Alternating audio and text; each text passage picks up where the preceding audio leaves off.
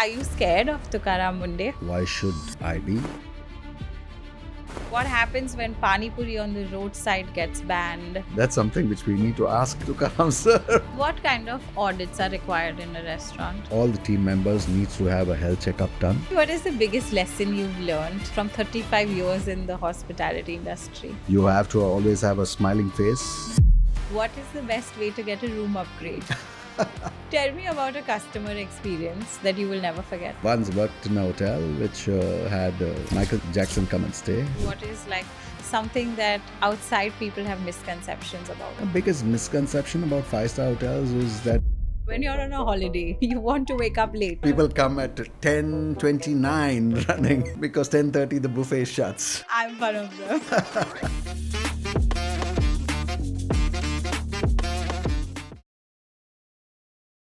My first question is, are you scared of Tukaram Mundhe? Why should I be, or why should anybody be? Okay. I mean, what is happening and what he's doing is something good for everybody. And especially I run five-star hotels. We've always followed all these things that he's been trying to implement. So I'm happy Okay. for whatever is happening. It's something which is the need of the hour. And it is good for the nation, as they say. Since you said you run 5-star properties, are you very confident if he tomorrow rates the restaurants at your hotels? Definitely. I mean, we carry a lot of things that he's mentioned as a policy and as a procedure. These are things that we do it day in and day out. In fact, all the audits, we do it on our own. I mean, we don't need anybody else to come. We do audits on our own. We do audits by FSSAI, and we run brands. So brand does their audit too. So it's a 3-layer thing, and it's in our DNA. And if somebody comes and points out, it's a learning for us if something we are not following as per that. What kind of audits are required in a restaurant? First is all the team members needs to have a health checkup done Okay. every 6 monthly. That's mandatory for food handlers to do it. Secondly, all the equipments have to go through a checklist, whether the temperature is maintained. See, what is the things that causes a damage to food is a lot to do with temperature and how things are kept, right?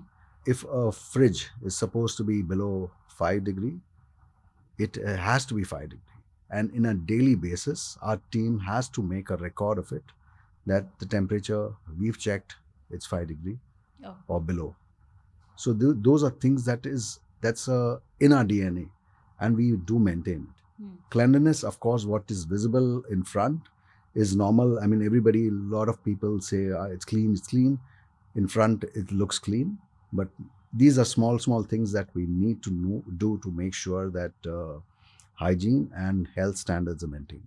I think bigger conversation is on hygiene because there are so many places that we've now come to know because of social media of what their kitchen looks like and functions. I think up until a few years ago, we had no idea. Like I had never gone to a kitchen. But now on Instagram, I'm seeing that, these kitchens are so unhygienic and I am now worried. For years, I did not even, as a user, as a consumer, I would not even know that these places could have kitchens like that. Yeah, it's scary. In fact, once few years back, we came out with a brand of ours, of a sweet called Meethaa. And one of the biggest USPs that we used to tell our clients or customers when they come is, a shop, of course, it looks very swanky and everything. We used to tell them, come to our kitchen. We used to take them to our kitchen. We used to tell them, please come to our kitchen and see the kitchen. And that was our USP. What did they say when they went to the kitchen? 90% of them said, no, it's okay, we don't want to come. But the 10% who comes and sees, we do a lot of gifting with big brands, big international brands, big MNCs. And they do come and check the kitchen because they take sweets and things from us worth crores. And when they take so much, obviously they have their team who comes and visits us. So they do come and visit, and they do their checks, and that's what gives them confidence to order. We're seeing a lot of raids that are happening right now, right? And we spoke about how Tukaram sir is going on all of these raids. But what happens when Pani Puri on the roadside gets banned? Indians love Pani Puri. We love going and That's having that as a street food. And That's then, correct. somebody's having so tikha and somebody's having meetha. And then agar wo raste ka Pani Puri agar band ho gaya, to what will happen? That's a big question mark. I mean, that's something which we need to ask Tukaram Tukaram sir. sir. What can we do? If you go out now, you see street vendors also wearing net cap and gloves. There is change happening. People are changing, and hopefully, this taste is maintained. So we, as a hotel, always try to catch on to these things. During the rains, we do street food festival because people are more scared to go outside to eat. We say, come to the hotel and eat hygienic, good street food from us. So whether it's a butta, whether it's pakodas, whether it's pani puri, whether it's gola, we do our brunches with all that thing. So I have hygienic food, street food. I hope we can match the taste. The other question I had about what is happening with Tukaram Mundhe's raids is that, do you think this is going to be a permanent solution, or do you think it's going to be temporary? He's started something in the right direction. I hope it's maintained, and I hope people take it positively. They shouldn't take it as a negative thing. They should take it positively and implement things that he's telling to implement. Because a lot of things that he's telling is very correct, and it's our health, correct? So we need to take care of people. I eat food in my restaurant almost not 365 days, Monday to Saturday at least. My breakfast and lunch for sure is in the hotel. And if I am eating there, I'm confident that it's healthy and it's good, right? I mean, there's a lot of people I see on social media writing, oh, hotel mein zyada khana nahi chahiye. And I write below that, main hafte mein 6 din khata hu main hotel. I eat 6 days without fail. And I eat everything. Okay. I eat soup, I eat salad, I eat main course, I eat dessert, everything. It's how much you eat, of course, quantity, you shouldn't overeat. And of course, quality, we make sure that we maintain the oil that we use, the food that we use. The entire chain needs to be proper. Which vendor you buy from, that's equally important. That he's following the things that make sure that things are right. And of course, after it comes here, it's the hotel's responsibility, my team's responsibility to do the first in, first off method, that things which come in first is used first, expiry is checked, everything's checked, and quality is maintained. You said you eat at your own restaurants. I know so many restaurant owners that do not eat at their own restaurants. They get food from home. I thought that was the norm.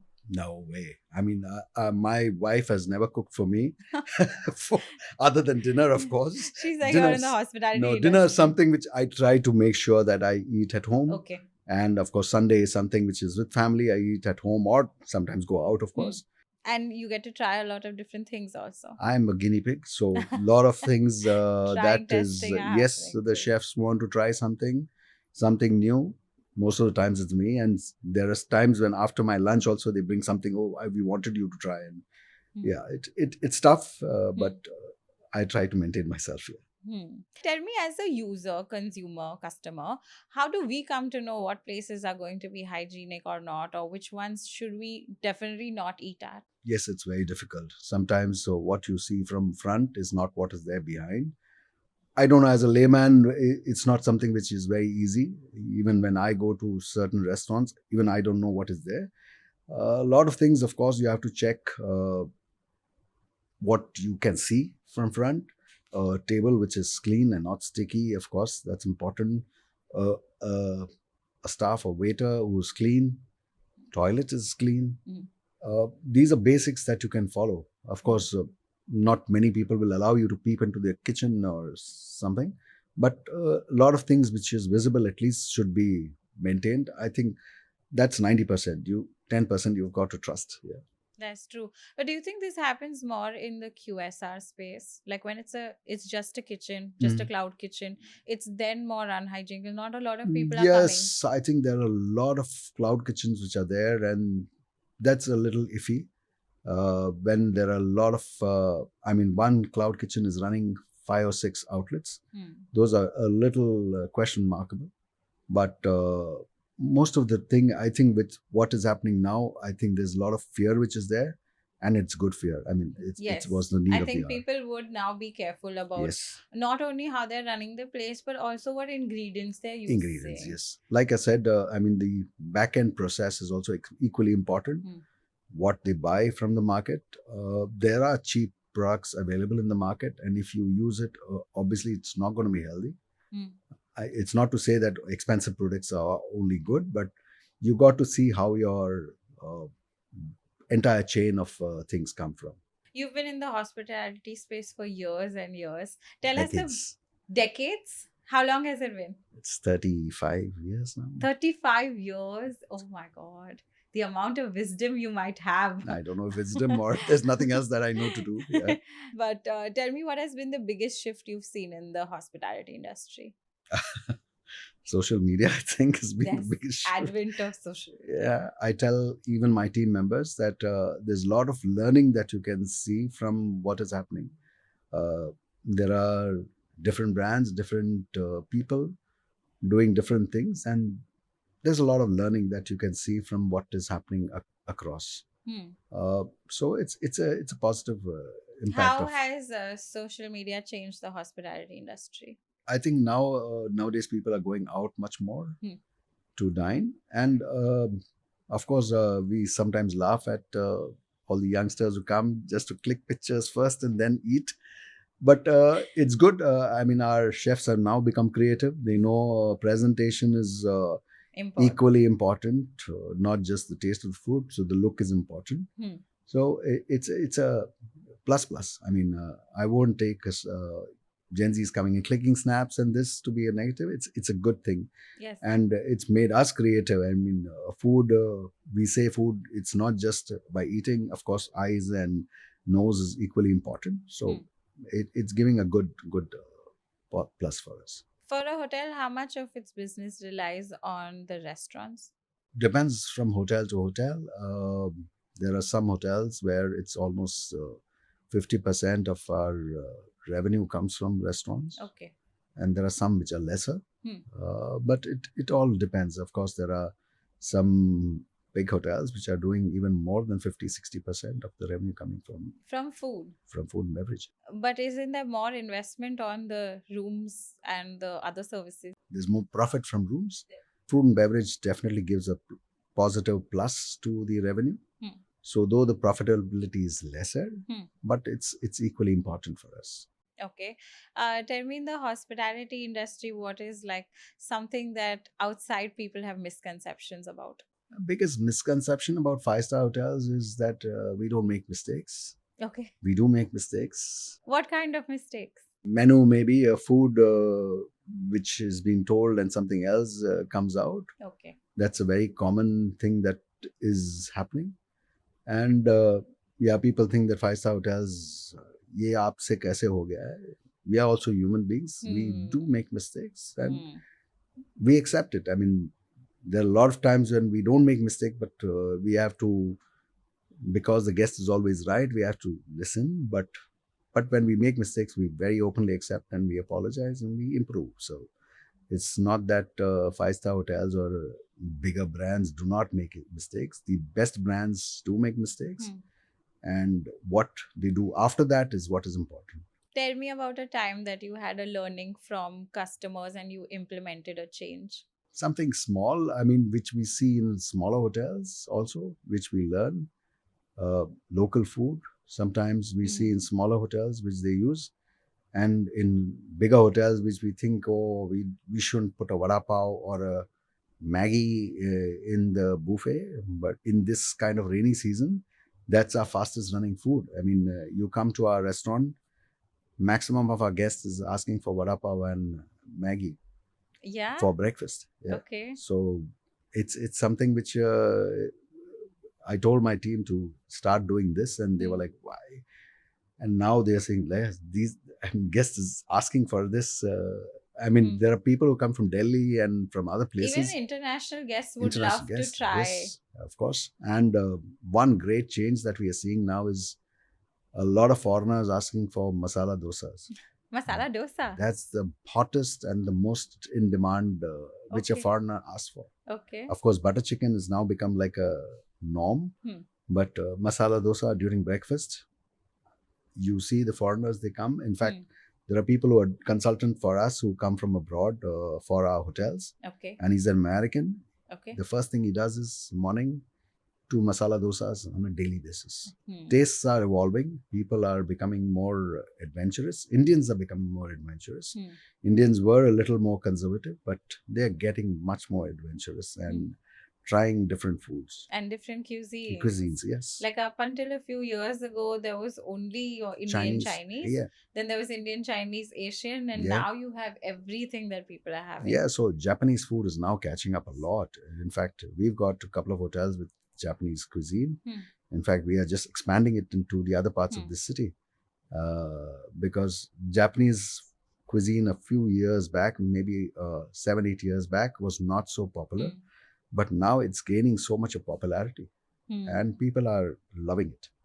I think the whole culture of Japan is looked up to. Yes, that's why everything from there is now becoming what a they thing do, of course. in pop culture in India. Yes, for sure. I think what you rightly said is that usually when you speak to a hotel, it does have certain, like I call it, brand guidelines and a certain kind of personality, do's and don'ts that they have to follow. Correct. And then it would be so difficult to be able to navigate what you can do and what you cannot do, like adding vada pav on the food menu, right? How do you decide what you're going to do and what you definitely cannot do as a hotel? But as a brand also, even they are becoming much more open to things and they are encouraging it. Like the local food is being encouraged very strongly. In fact, it's some of the brand guidelines which is there in some of the international brands. You need to have local food in your menu. In fact, they insist that you have local food. So it's they are evolving too and they are learning. What is something Radisson Goregaon would never do? My one buzzword is never overpromise. Okay. We always say under promise and over deliver. So we will always not say I will do more than, I will always say I will do this much to a client and strike a deal, but I will tell my team that you give more than what we promised. Example? Say if in a banquet function, we say we cannot do a live counter for you, we strike a deal, but at the end of the day, we say, okay, client, we let him come and let him get that like a tea station or a chart station or a live station, something to be there as a part of the deal. So when he comes, he's delighted. At least there's more than what we had promised him to. You know that every single person has a problem with the breakfast buffet timings because when you're on a holiday, you want to wake up late and the breakfast shuts at 10. As the head of multiple luxury properties, please explain to us why the breakfast can't be till 11 or 12. So, in hotels, we have different meal periods. For a guest or a customer, it's very easy to say कि breakfast मुझे 11 बजे दो, 11:30 बजे दो. But you got to realize that we've got to shut one meal period and prepare for the next. And preparation with all these things that we need to take care of. And, a food in a buffet, we say we shouldn't keep food more than 4 hours. 4.5 hours is the ideal time. So I can't give food which is lying there for more than 4.5 hours for longer. So even in our hotels, when a guest comes, say at 11:30 and say, I missed my breakfast, I'm late, we don't deny him food, we give him food. Okay. We make fresh food. He won't obviously get the entire spread, but we give them food. It's not that we don't give. No, that's but we can't keep the entire food for more than 4.5 hours is the maximum. And I also realized that especially when you're traveling, there are certain people that need to start their day early. Like what if they have to eat at 7 o'clock and go for an 8 o'clock meeting? So fortunately, I'm running hotels in the city. And in city, it's like by 10 o'clock, most of the guests are out. By then they are. True. So it's only on weekends, or sometimes weekend we stretch our breakfast. Yes, I've noticed that nowadays. Is Yeah, that half an on? hour grace is there. Yes, there is like, and then we wake up So for people come at 10:29 running because 10:30 the buffet shuts. I'm one of them. Again, basic question for our audience is, what is the difference between a 4-star hotel and a 5-star hotel? Difference, of course, it's what are the amenities that is there. Oh. So whether it's a hotel with a pool, a gym, a spa, so there are additional things that you have that gives the added star categorization. I thought more expensive is 5-star. Not necessary. I mean, there are some 4-star hotels which are more expensive than Oh, 5-star. true. Correct. I rent some 4-star hotels I sell rooms at a higher rate because of course location and because of the demand that is there in that area. So it's got nothing to do with star categorization. Okay. And room rates sometimes, again, there was one question which you asked about what guest comes in. So there are a lot of things that guests don't realize, that it's all demand and supply. The rates are very, very dynamic. Yes. Like for airlines, when you book a ticket today and tomorrow, the rates just multiplies in the same way. So yes, we are learning from the airlines. That was my next question. For example, I don't know myself why a hotel a room rate fluctuates per day and then week and then depending on the weekend or special occasions. That's correct. Why does it change? It's demand and supply. Like I said, I mean, a city hotel, the demand for rooms on a weekday is much higher and weekend is lower. Oh. It's the complete opposite for a leisure destination. So in a city, when sometimes people come and they say, "Arey, मैं weekday में आपको rates पूछ रहा हूँ, क्यों नहीं दे रहे हो?" Weekday में मेरा demand high है. So, and we don't have a standard rate now. Okay. Like previously, there was a rack rate. There's no such thing as rack rate anymore. What can it range from? Like a 7,000 to a 25,000? To a 35 to 40,000. A night? 40,000 a night? There's gems and jewelry happening now. Exhibition, and the rates are through the roof because the demand is so high.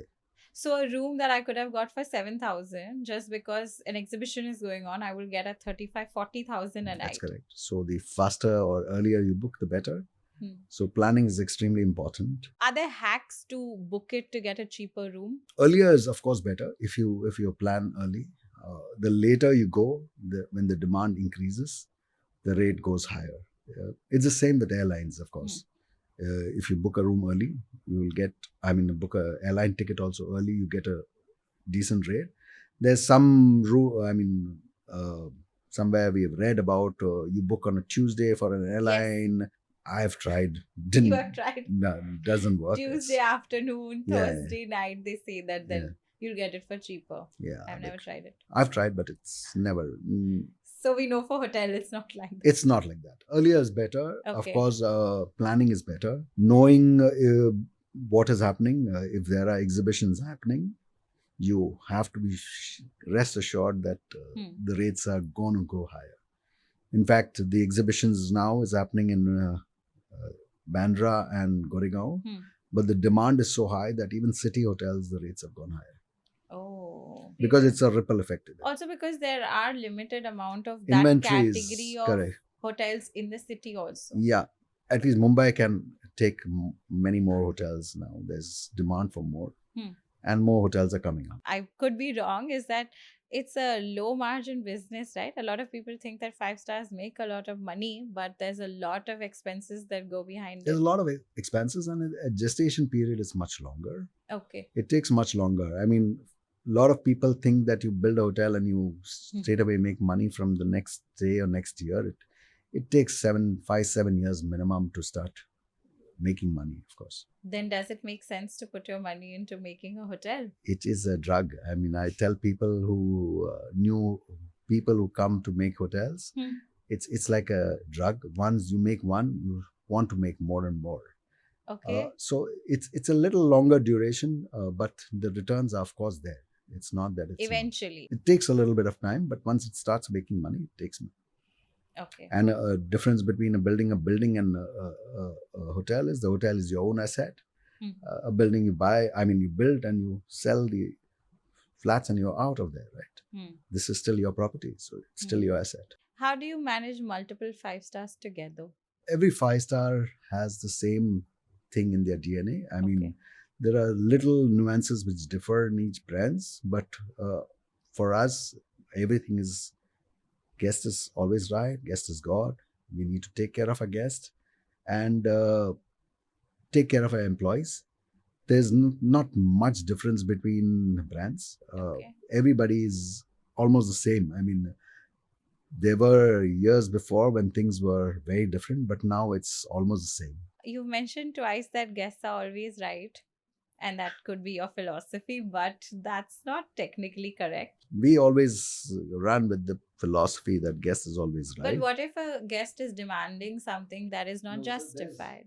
Of course, if it's unreasonable, we put our foot down too. It's not that, but we try to bend backwards as much as possible. I tell my team also that if there's so much things happening in the world, there's so much frustration. People come facing so much traffic and everything. So we need to be a little more accommodative. We try to be as accommodative as possible. Like I said, we bend backwards, but there's a limit to bending backwards. We Service industry is a thankless job, right? It's a fun job. It's fun. Yes. Every day is different. There's no 2 days alike. And that I'm 35 years, I'm in this, and I thrive on it, on having a different day every day. But tell me, as somebody who is running 5-star properties, what is the best way to get a room upgrade? Be honest. Try to play with people's emotions a little bit, saying that it's my birthday and it's my fiance's birthday or something. People to lie about their birthday. Yeah, we've when we were much younger, of course, we've gone to hotels to dine, and just faffed about that it's my birthday so that we get a free cake. So, but they will so that check we don't. Your ID. Nobody checks your ID. So that I love it. Yeah, so of course you can get a free cake and sometimes you get a free upgrade, but it's very difficult now, especially in cities where demand is high for rooms, and an upgrade is not easy to be given to everybody. I have this couple friend of mine who has been married for 4 years. And every time they go to a hotel, they will be like, we just got married. I'm like, please, guys, like it's been 4 years. It works. In Maldives, they got an upgrade, and other places Voila. also they keep so getting it. You've hit it. Yeah. But it's not authentic. It's not a lie, it's a white lie, so it's okay. When do you as a hotel would give a customer an upgrade? Obviously, one is availability. Correct. Second is, of course, if somebody has a booking and we don't have a room available, and automatically we have to upgrade him, and we have to give him an upgrade. But I think a lot of shift is also happening now in the industry in terms of like staycations. Like people want to quickly move out of their houses and just for a night or two have like a change, which used to not happen before. It's a big thing now, and we have guests coming in our hotels, especially at the Fairfield near the airport. There are a lot of people who are aviation geeks, and they like to come and watch the plane land or take off. And really? So people come, they do come on especially weekends, just come and stay for one night. Shut your kitchen and get your kids and people in tow, and that's a big thing now. People who don't want to travel to, say, a Lonavala or Nasik or somewhere, they would rather come and stay and sack out. So that's a big trend now, and we are happy. Our weekends are getting busier. Yeah. What are the other trends in the hospitality industry? Yes, people are taking vacations now, which is helping the hotels which are in smaller destinations or closer destinations. We Mumbaikars were not very big into taking these breaks. Mumbaikars are known as workaholics, never taking breaks, but we have started taking breaks and going out on these small breaks. These small breaks have become a big trend now, which is nice. In fact, That's the reason why you have a lot of destination like your Karjats and Lonavalas and Nasiks, which are developing into a good 3-4 hour drive where people can go and take breaks. I think another thing is also in terms of marketing, we look at a lot of influencers and then we'll be able to see the experience so that we know what we're getting into, which was not there early on. Correct. Like before, you only knew you're going there and you have some work or you have to stay the night. Correct. And now you see the experiences through like a lot of influencers. Correct. Tell me, how does both your properties, Radisson and Fairfield, how do you interact with influencers? Interact means we create experiences for them. And what is the USP for our hotels?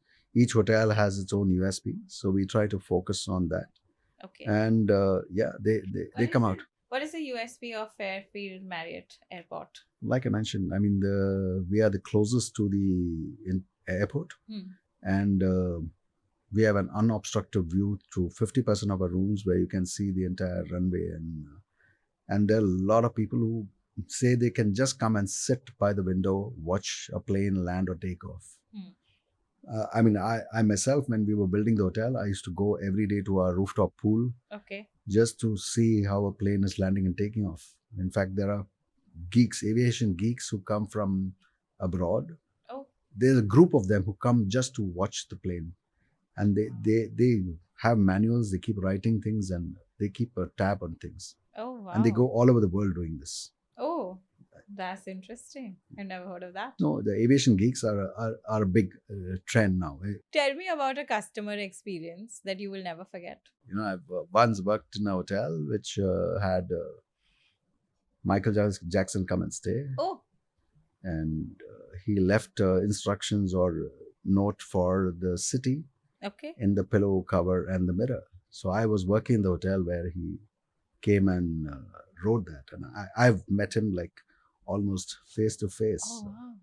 So that's something which I will never forget. I mean, I've seen him so close. So what was Michael Jackson like? He was such a shy and like a scared person when you see him just like that. But when he was going for the show, I don't know what he had.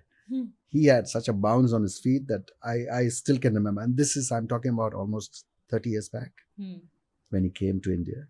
Wow. I still remember what he was and the craze that he brought to the city. I mean, the whole city, I've not seen. What was it like? It was a mania. Okay. It was total when mania. He came here? Yes. Okay. From the airport when he landed till the time he came to the hotel, Prabhu Deva, he was much younger, obviously. He was sitting in the lobby for 3 days just to have a face-to-face meeting with him. We didn't get to. Oh. But he waited there. Oh. It was total magic. I mean, there's no other word to what he was.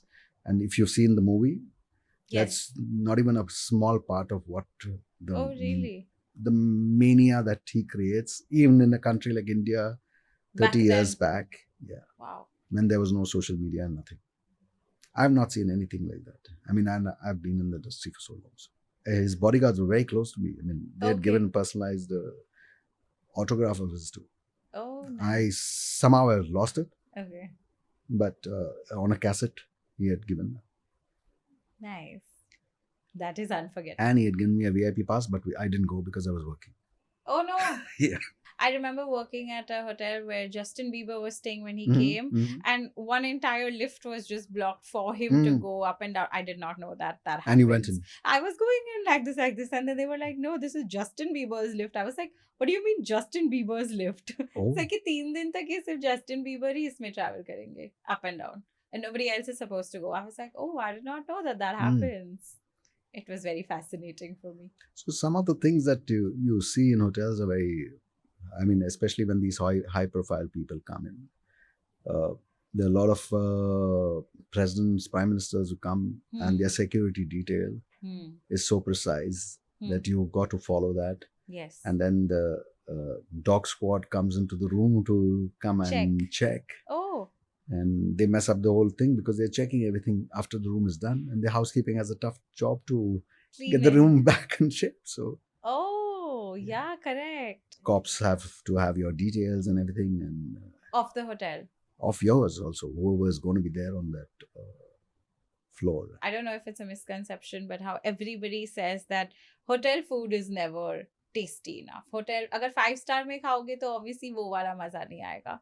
I think that that's changing today. But why is that such a thing that you don't get very tasty food in like 5 star hotels? Some years back, maybe decades back, we used to make food a little more toned down because we thought foreigners are coming, and we used to not keep food which were very spicy. I mean, food which are supposed to be spicy, we used to tone it down.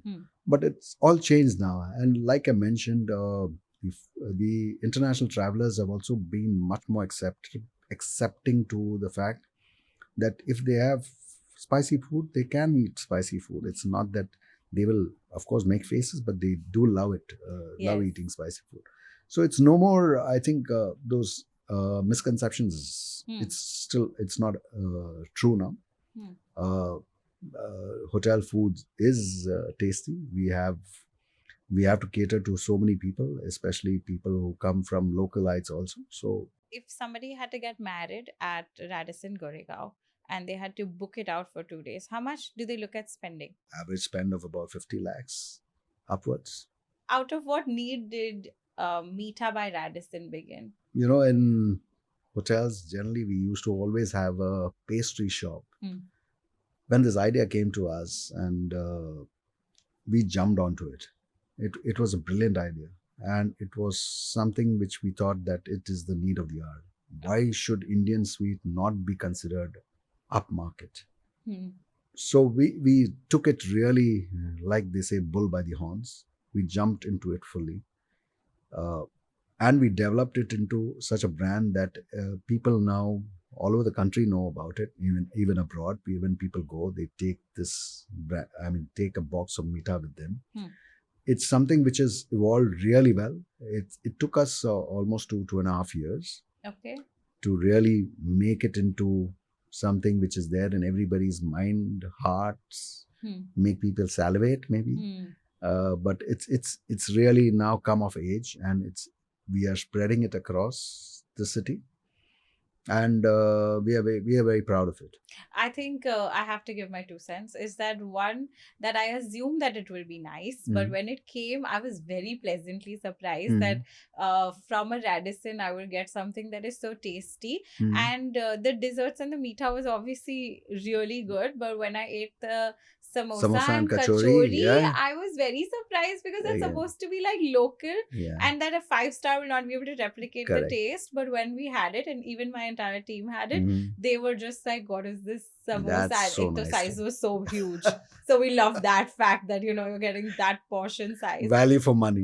For money. And then the kachori was very fresh and very tasty also. That's something which we try to maintain. We focus a lot on it.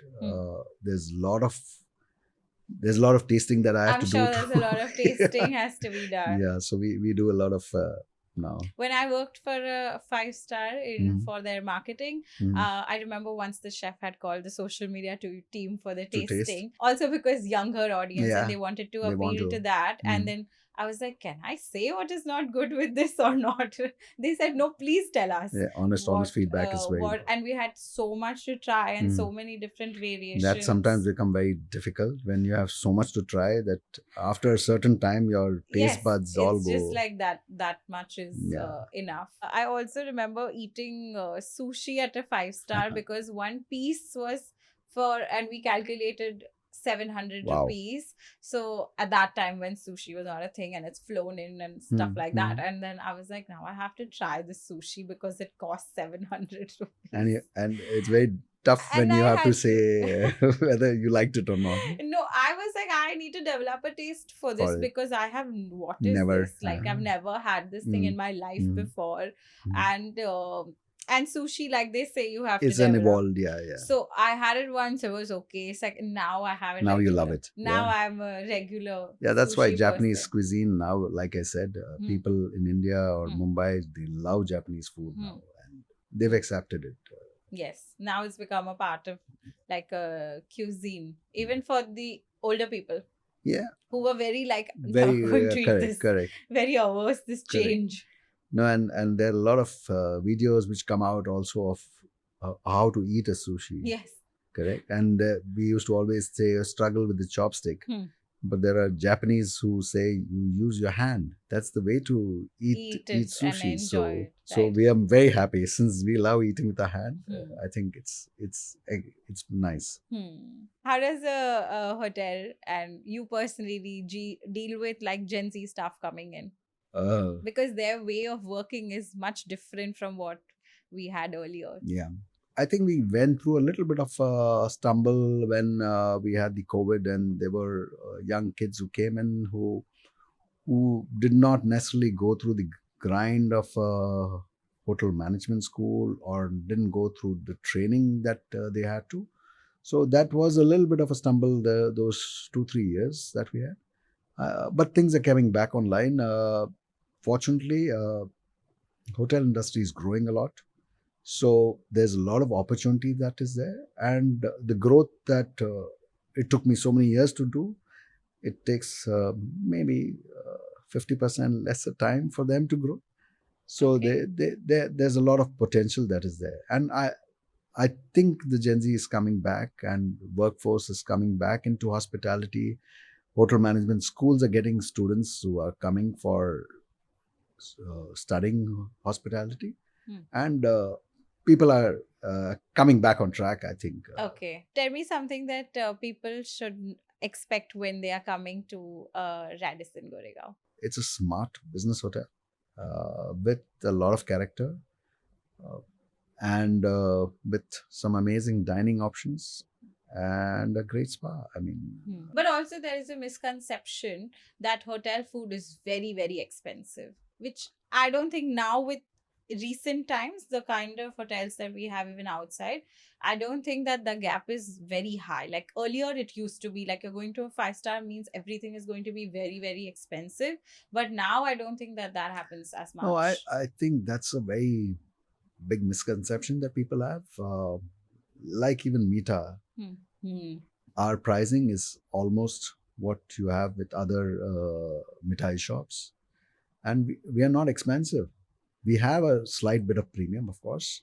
We do maintain, of course, our hygiene and our quality, and our packaging and everything is premium. So obviously we charge that much higher, but that much you have to pay. And fortunately, the spending power or the middle class income is also growing in the country, so it's helping. So tell me your favorite chain of hotels. I started my career with the Oberoi.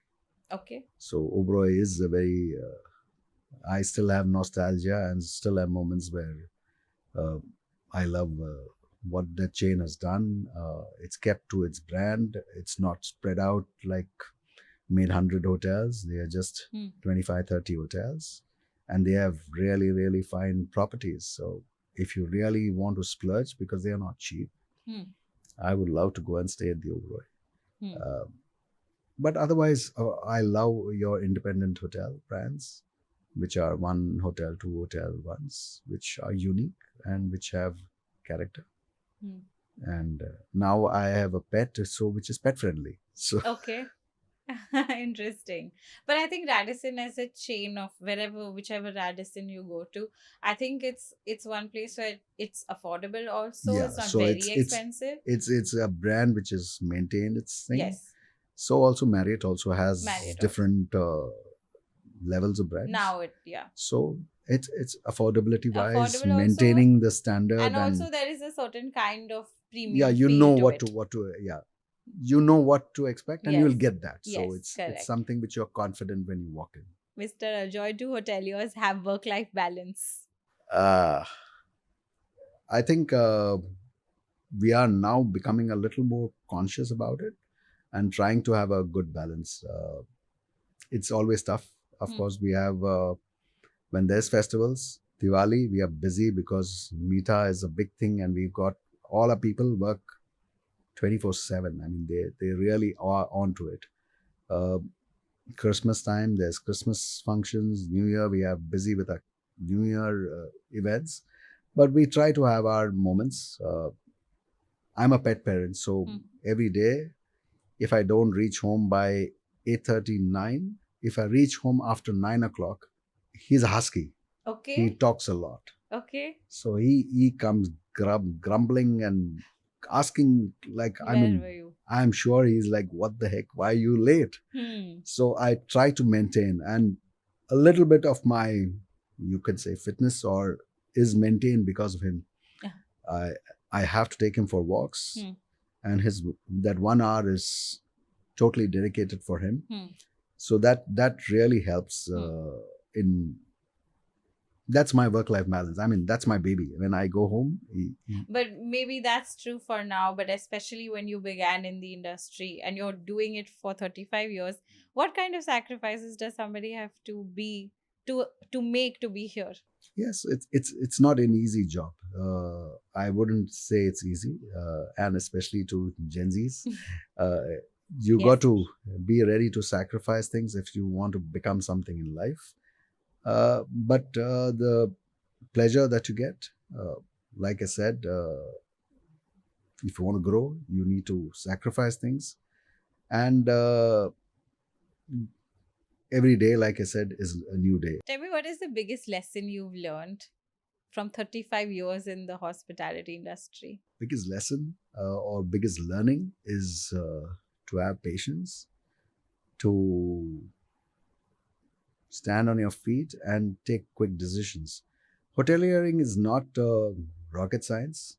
It's a lot of common sense, and you can learn from others, you can copy others, and you can improvise yourself. And like I said, I mean, you don't need to be a big research thing to do anything. I mean, you just need to do simple things. Be consistent in what you're doing and be honest to yourself. It's true for all hoteliers. I mean, whatever happens, like like we keep telling, what happens outside work, you can't get it to work. You have to always have a smiling face. You have to always greet guests with a smile. So sometimes you have bad days. I mean, it's natural for anybody to have bad days, but you can't bring it to work. How do you keep that difference so our audiences can learn too? It comes from experience. It comes from keeping things separate. I mean, you have your family life different. There are things which are happening in your family, but once you step into your work, you wear your suit. That's the reason why we are like almost like army people. We have to shave every day. We have to be groomed every day. We have to wear our suits, which uncrumpled and properly ironed, shoes polished, shining. We are somewhat like army people. I mean, they have to stand on the border, forgetting what is happening in their life, and so we are somewhat. I mean, not at that level, but we do a little bit. I think discipline is very important. Discipline is extremely important. And I've seen it across the hotel industry. Like, everything's very particular how things are done. Yes. I remember walking into a meeting again when I was working in the marketing department for a hotel, and I remember wearing a hot pink rubber band. It was just a rubber band. So I did not know. I went like that, and they're like, you can't wear something this so rubber striking. band. You have to wear a black one. I was like, okay. My mom was very happy about it. She's like, good. You need to learn all these things. Okay. And I remember going for a sit-down dinner event kind of a thing. And again, I must be wearing something very fashionable and very fancy. And they were like, no, but like it's very attention grabbing. So, you have to wear something that is more sober and more sober and more plain. And that's how early on in my career I learned that you have to carry yourself in a certain way in this industry. Industry is a little, there are things that I think things are changing now, and people are getting a little funkier. But yeah, we are still. I mean, the old-fashioned people are still old-fashioned. And they are the ones running it. So yes, at least still, yeah. I think that but you need a lot of experience and, like you said, patience. And I think the patience comes with time. Yeah. It can't come when you're younger, very young. Not a lot of podcasts on this in this space. Yeah. So I think it's great that you could come out and give all of these information and tips to us. Thank you. I hope I've not ruffled somebody's feathers, but it was great to come here and chat and share some insights into a life of a hotelier. That's it. That's true. That's something we haven't done before. Thank you so much for being on Thank this you show. so much for calling. Thank you. Thank you.